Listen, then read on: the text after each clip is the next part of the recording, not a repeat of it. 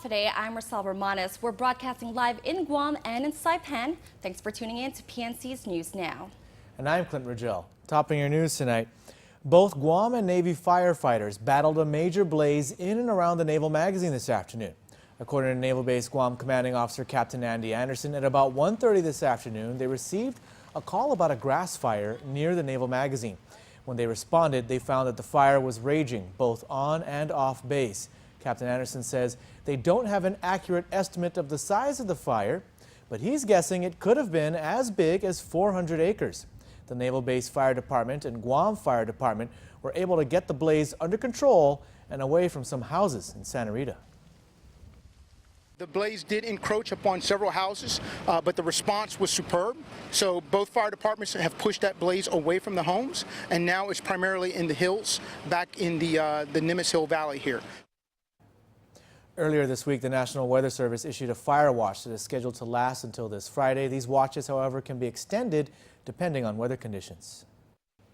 The Attorney General's office wants the Supreme Court to overturn the lower court's decision to dismiss their complaint filed against the governor's office and the Department of Revenue and Taxation's reissuance of licenses for more than 200 gaming devices. PNC's Betsy Brown was in court today to hear the arguments in this case. She joins us now with more. Betsy, what is the basis of the AG's appeal in this case? Rizal, the AG's office wants the Supreme Court to decide whether or not these gaming machines are legal. That's an issue they believe wasn't determined in the lower court, and so if the Supreme Court doesn't issue a declaratory judgment on the matter, they want it remanded back to the lower court for a decision.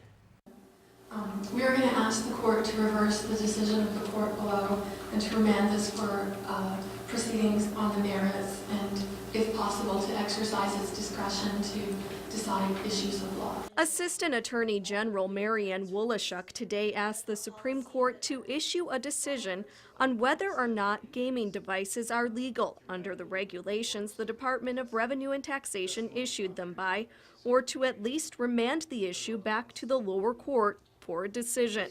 However, the governor's legal counsel, Sandra Miller, says there's been no formal opinion that says the machines are not legal, which is why she says DRT went ahead and reissued licenses for more than 200 gaming machines. The fallback is, well, there's nothing that says they are illegal gambling devices, but if they are illegal gambling devices, then as long as it's pre-2001, and the rules are still valid, because there's a presumption that a law that's passed is valid until it's invalidated, then DRT has no discretion really but to exercise its ministerial duty. And so based on that. In court today, justices pointed out that the AG's office did write to DRT with an opinion that the regulations weren't legal, which Wolashuk also talked about in her oral arguments. So instead of responding to that letter, the DRT director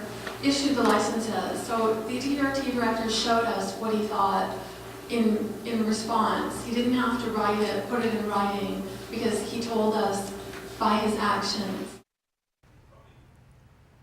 During her arguments for DRT and the governor, Attorney Miller said she does not believe the court has the power to make a decision on this matter and said the best remedy would be to remand it back to the lower court to decide. Chief Justice Robert Torres said the court would take the arguments under advisement. CCU member Simon Sanchez spoke to the Rotary Club of Guam today to pitch liquid natural gas. The CCU wants to build dual combustion generators that would burn both low sulfur diesel and liquid natural gas, but the PUC wants to hold off on this plan until they conduct a thorough study and analysis. CCU board member Simon Sanchez told Rotarians today that liquid natural gas is the best route for the Guam Power Authority while it waits for renewable energy technology to improve to the point where it's more cost-effective and feasible. We're still going to have to burn some kind of fuel while renewable energy, does as much as it can.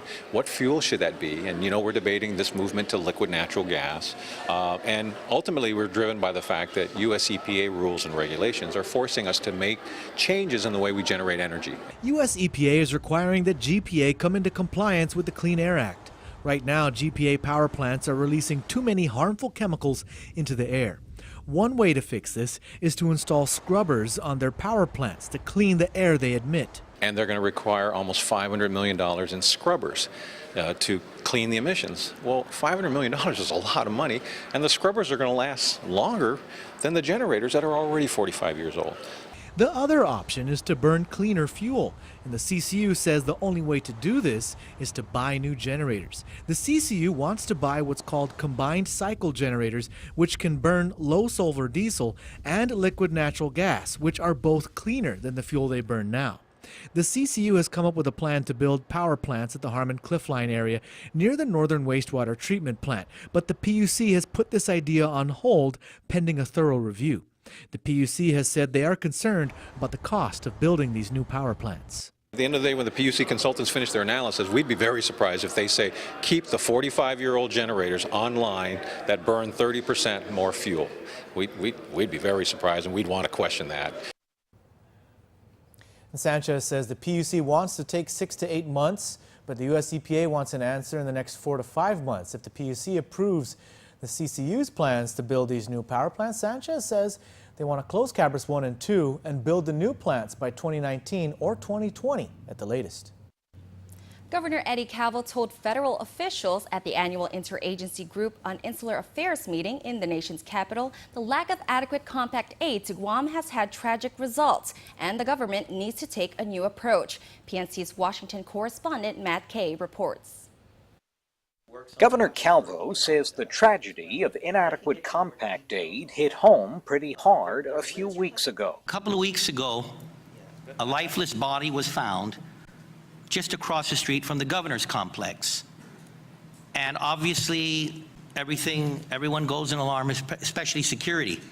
Why is there a lifeless body across the street?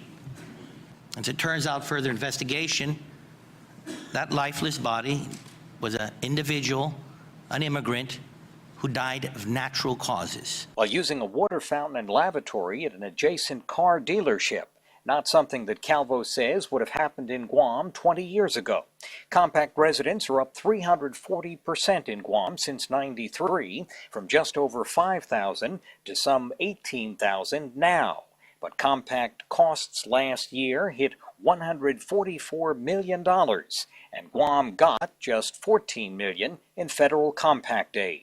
Calvo says Guam agencies are at the breaking point. The Guam Memorial Hospital, we have an operating annual deficit of about $30 million. FAA citizens have unpaid accounts and receivables of about $30 million. Add to that another $57 million in public school student and FAS prisoner costs, and Calvo says federal compact aid is wholly inadequate.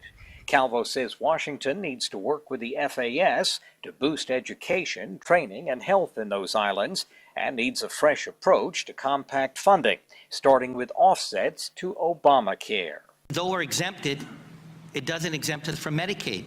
So with the Medicaid expansion, where every other state's getting 100% coverage from the federal government for that increased base, Guam still has that 57-43 matching. And I'm requesting to see how we can use these costs, these unreimbursed costs, as a potential offset so we don't have to put that 43% to match. OIA Assistant Secretary Esther Kia Aina told Calvo she's working on a Medicaid offset and also an omnibus territories bill.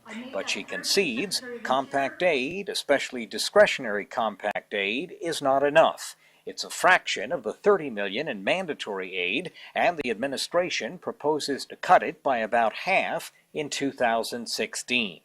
On Capitol Hill, Matt Kay for PNC News.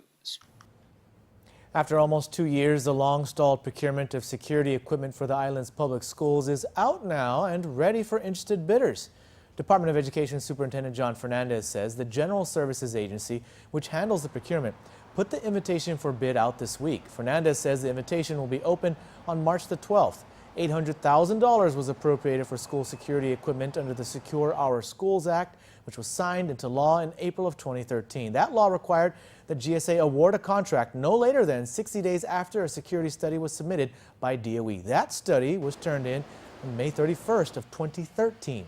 Fernandez says he's relieved that the bid is finally out and our public schools are on their way to getting secured. We'll see what happens, what the bid, what comes back from those interested bidders, and hopefully we can prevent any crimes, any property theft and damage in our schools, because it costs us a lot to have to repair things that have been damaged or to replace them, and we want to make sure that our resources are focused on our kids' education. Fernandez says the security equipment will range from cameras, alarm systems, and light-activated equipment. He says after the bid closes, DOE will identify and prioritize where the security equipment is most needed.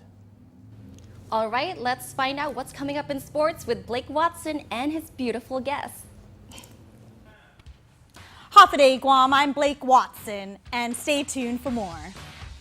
It's a horrible impression. Sports is coming up, is what she forgot to tell you. We've got Golden Hoops, also Women's Tackle Football League, new sponsorship, well, new old sponsorship, all that and more on sports, right, Kim? Yeah, right. Right. Take it from there,